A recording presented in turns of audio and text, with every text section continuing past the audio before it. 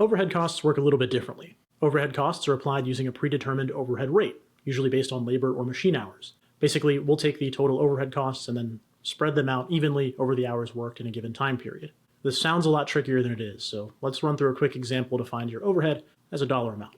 Your hourly overhead is equal to your monthly overhead divided by billable hours. For example, let's say we have $6,000 in monthly overhead and 200 billable hours. Hourly overhead would be $6,000 divided by 200, which would give us an hourly overhead of $30, meaning for every hour worked, we incurred $30 in overhead expenses. For extra credit, if you want to find your hourly overhead as a percentage, take your hourly overhead rate and divide it by your total hourly cost. Your total hourly cost being your direct labor plus your hourly overhead rate that we just calculated. Then to turn that number into a percentage, all you got to do is multiply that number by 100. For example, if our overhead rate is $30 and our total hourly cost is $100, we can divide 30 by 100. Then to turn that into a percentage, just multiply that number by 100. In this case, we'll get 30%, which means that 30% of our total cost is overhead.